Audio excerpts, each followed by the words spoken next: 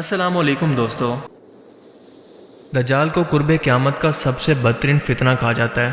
اس کا ظاہر ہونا قیامت کی سب سے اہم ترین اور بڑی نشانیوں میں سے ایک ہے۔ احادیث مبارکہ سے یہ ثابت ہے کہ دجال کوئی سسٹم نہیں بلکہ ایک اصلی شخصیت ہوگا، اور پورا سسٹم جو کہ اس وقت یہودی قوم کے کنٹرول میں ہے اسے سپورٹ کرے گا۔ اسی ٹیکنالوجی سے وہ ایسے معجزات لوگوں کو دکھائے گا کہ کمزور عقیدہ کے لوگ اسے خدا مان کر اس کے پیچھے چل پڑیں گے، اسے خدا مان لیں گے، کیونکہ اس کے ایک ہاتھ کے اندر جنت اور اس کے دوسرے ہاتھ کے اندر اپنی خود کی تیار کی ہوئی جہنم ہوگی۔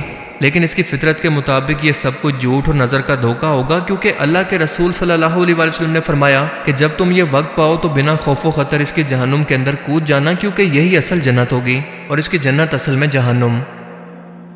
دجال کے فتنہ سے متعلق ہر ایک پیغمبر اپنی اپنی قوموں کو اس کے متعلق ڈراتے رہے کہ قیامت سے پہلے ایسا بدترین فتنہ روئے زمین پر اور کوئی نہیں آیا، لیکن رسول اللہ صلی اللہ علیہ وسلم کیونکہ اللہ کے آخری نبی ہیں، لہٰذا آپ پر یہ لازم تھا کہ امت کو اس کی نشانیاں کھول کھول کر بیان فرماتے، تاکہ آپ کی امت کے لوگ اس وقت کے اندر انہی نشانیوں صرف دجال کو پہچان کر اس کا مقابلہ کریں، اور آپ صلی اللہ علیہ وسلم نے بالکل ایسا ہی کیا۔ مگر دوستو، معاملہ اتنا سادہ بھی نہیں ہے، کیونکہ اگر ان نشانیوں سے دجال کو پہچاننا اتنا ہی آسان تھا تو اللہ کے رسول صلی اللہ علیہ وسلم ہمیں بار بار اس فتنہ سے ڈراتے اور خبردار بھلا کیوں کرتے؟ دجال کی ہر ایک نشانی، مثلا اس کی بائیں آنکھ کا کانا ہونا، بال گنگرالے، گندمی رنگت، ماتھے پر کافر لکھا ہونا اور یہودی نسل سے ہونا، اس طرح کی کئی اور تفصیلات ہم پہلے کی ویڈیوز کے اندر جان چکے ہیں۔ لیکن سوال یہ ہے کہ کیا دجال اس وقت بھی دنیا کے اندر موجود ہے؟ اگر ہاں تو کہاں؟ یہ سب سے اہم سوال ہے، کیونکہ اللہ کے رسول صلی اللہ علیہ وسلم نے اس کی قید کی جگہ تک کی نشاندہی کر دی تھی کہ وہ اس وقت کہاں موجود ہے اور کس وقت دنیا میں ظاہر ہوگا۔ اگر آج انہی نشانیوں کو سامنے رکھ کر ہم اس جزیرے کی لوکیشن نکالنے کی کوشش کریں تو جو حقائق ہمارے سامنے آتے ہیں آپ کو شوق کر دیں گے۔ مگر یہ سب سمجھنے سے پہلے کہ دجال اس وقت اس ٹائم کے اندر کہاں پر موجود ہے، ہمیں ایک صحابی جن کا نام تھا حضرت تمیم داری، ان کے سمندری سفر اور دجال سے ان کی ملاقات کا واقعہ جاننا انتہائی ضروری ہے، جسے رسول اللہ صلی اللہ علیہ وسلم نے بھی کنفرم کیا کہ ہاں جس شخص سے تم ملے تھے وہ دراصل دجال ہی تھا۔ یہ صحیح مسلم کی ایک طویل حدیث ہے جس کا مفہوم ہے کہ رسول اللہ صلی اللہ علیہ وسلم کے ایک صحابی حضرت تمیم داری، جو کہ پہلے کرسچن تھے، جب رسول اللہ صلی اللہ علیہ وسلم کے پاس اسلام قبول کرنے کے لیے حاضر ہوئے تو اپنے ایک سمندری سفر کا احوال آپ صلی اللہ علیہ وسلم سے بیان کیا۔ حضرت فاطمہ بنت قیس رضی اللہ تعالیٰ عنہ سے روایت ہے کہ ایک روز رسول اللہ صلی اللہ علیہ وسلم نے نماز کے بعد تمام صحابہ کو مسجد میں بیٹھے رہنے کا حکم دیا۔ میں تمام عورتوں کی پہلی صف کے اندر موجود تھی، اور پھر فرمایا کہ آج میں نے تمہیں کوئی اللہ کا پیغام یا نصیحت سنانے کے لیے نہیں بلایا، بلکہ وہ کچھ بیان کرنے کے لیے بلایا ہے جو کہ تمیم داری نے اسلام قبول کرنے کے بعد آج مجھ سے بیان کیا۔ وہ کہتے ہیں کہ میں اپنے جوانی کے دنوں کے اندر اپنے 30 لوگوں کے ساتھ عرب کے مشرق کے اندر سمندری سفر پر تھا کہ اچانک سے موسم خراب ہو گیا، اونچی اونچی سمندری لہریں اٹھنے لگی، موسم اتنا خراب ہو گیا کہ پورے 1 مہینے تک ہمارا جہاز سمندر کے اندر ہچکولے کھاتا رہا، اور ہمیں کچھ نہیں پتا تھا کہ ہم لوگ کہاں پر جا رہے ہیں یا کہاں پر موجود ہیں۔ ہم نے اپنے اس بڑے جہاز سے چھوٹی چھوٹی کشتیاں اتاری اور الگ الگ جگہ پر کھانے اور لوگوں کی تلاش کے اندر نکل گئے۔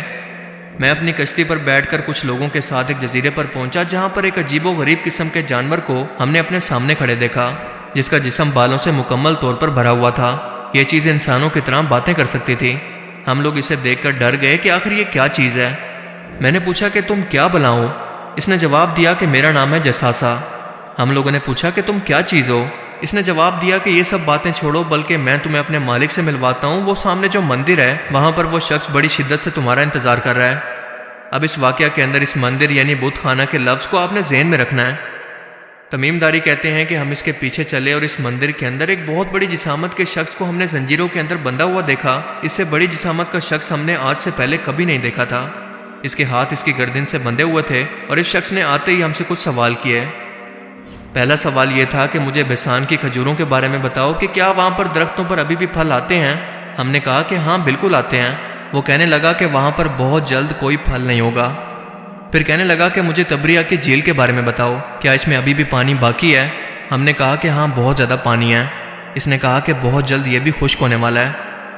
تیسرا سوال اس نے یہ کیا کہ مجھے زگر کے چشمے کے بارے میں بتاؤ، اور اس کے بعد گولن کی پہاڑیوں کے بارے میں پوچھنے لگا، اور آخر میں کہنے لگا کہ مجھے اس امی پیغمبر کے بارے میں بتاؤ کہ اس نے اب تک کیا کیا۔ ہم نے جواب دیا کہ وہ مکہ سے نکل کر مدینہ کے اندر آباد ہو چکے ہیں۔ وہ یہ سن کر کافی حیران ہوا کہ کیا واقعی ایسا ہو چکا ہے؟ ہم نے کہا کہ ہاں بالکل۔ اس کے بعد اس شخص نے کہا کہ اب میں تمہیں بتاتا ہوں کہ میں کون ہوں، میں ہی دجال ہوں، اور بہت جلد یہ تمام نشانیاں پوری ہوتے ہی مجھے یہاں سے باہر نکلنے کی اجازت مل جائے گی اور میں پوری دنیا کے اندر جاؤں گا سوائے مکہ اور مدینہ کے۔ اس کے بعد آپ صلی اللہ علیہ وآلہ وسلم نے فرمایا کہ لوگو یہ یثرب ہے یعنی مدینہ۔ دیکھو میں تمہیں نہیں کہا کرتا تھا کہ دجال نہ شام کے سمندر میں ہے اور نہ ہی یمن کے سمندر میں، بلکہ اپنے ہاتھ سے مشرق کی طرف اشارہ کر کے آپ نے 3 مرتبہ فرمایا کہ دجال مشرق میں ہے، دجال مشرق میں ہے، دجال مشرق میں ہے۔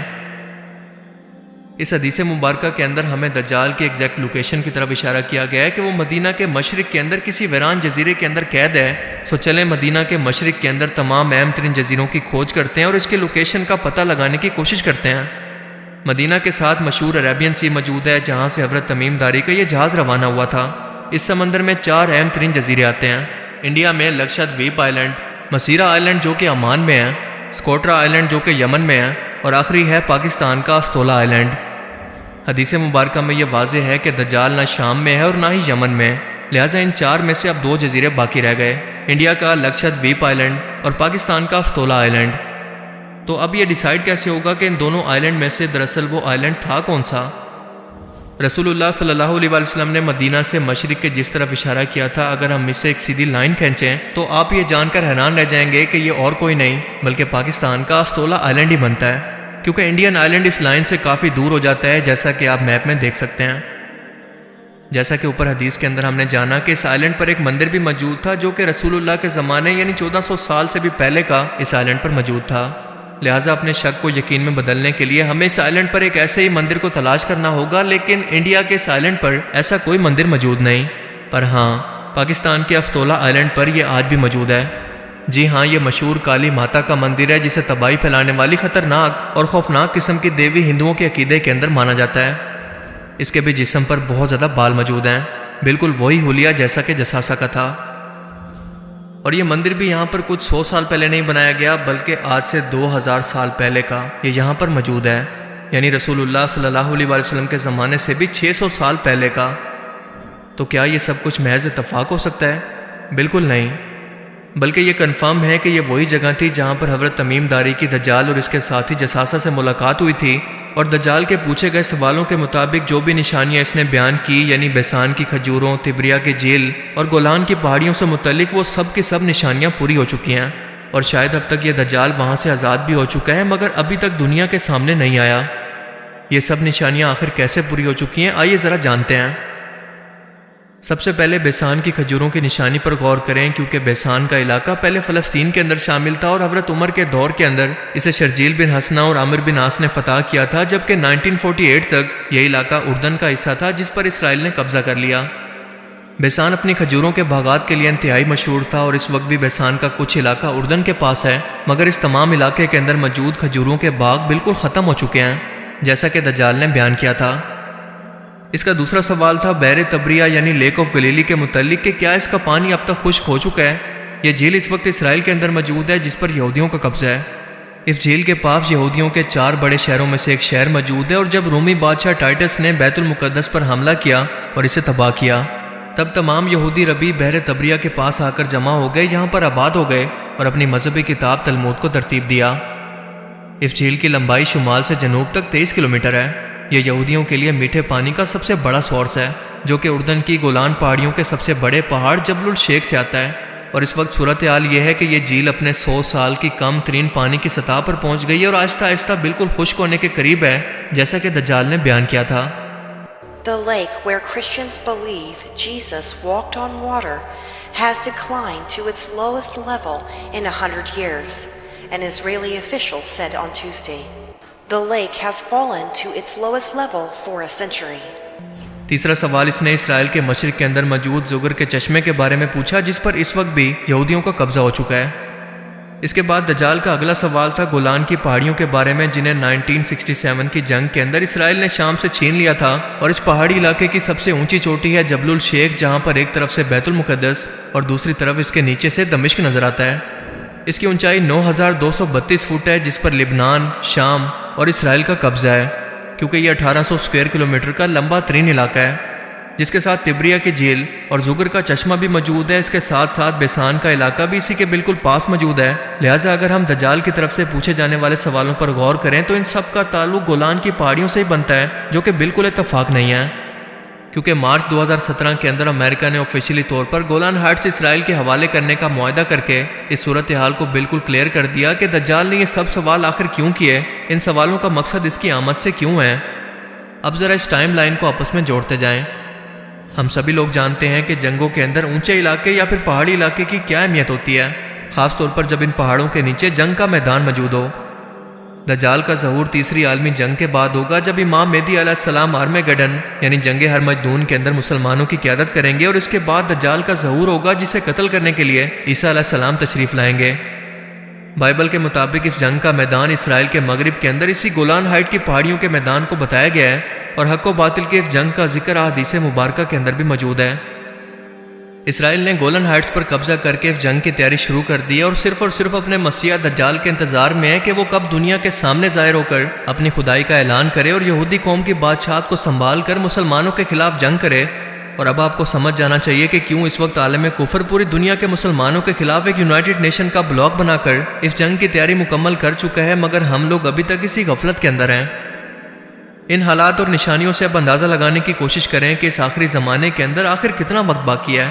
میری ذاتی رائے کے مطابق آدھی صدی یعنی 40 یا 50 سال قیامت آنے کے اندر اس وقت باقی ہیں۔ موجودہ حالات و واقعات کو دیکھ کر یہ میرا اندازہ ہے، جو کہ صحیح بھی ہو سکتا ہے یا پھر غلط بھی، کیونکہ قیامت کا اصل علم صرف اور صرف اللہ تعالیٰ کے پاس ہی ہے۔ لیکن سب سے اہم سوال یہ ہے کہ کیا ہم نے اس وقت کی تیاری کر لی ہے، اور اگر یہ سب نشانیاں دیکھ کر اب بھی ہماری آنکھیں نہیں کھلتی تو آخر کب کھلیں گی؟ اللہ تعالیٰ ہمیں سمجھنے کی اور نیک عمل کرنے کی توفیق عطا فرمائے، آمین۔ مجھے امید ہے کہ اس ویڈیو سے آپ کو بہت کچھ نیا جاننے کو ملا ہوگا، اور یہ ویڈیو آپ کو پسند آیا ہوگا۔ اگر یہ ویڈیو آپ کو اچھا لگا تو اسے لائک کیجئے، اور اب میں ملوں گا آپ سے ایک ایسی ہی نئی انٹرسٹنگ ویڈیو میں۔ تب تک کے لیے اپنا بہت سا خیال رکھیے گا۔ Thanks for watching this video. اللہ حافظ۔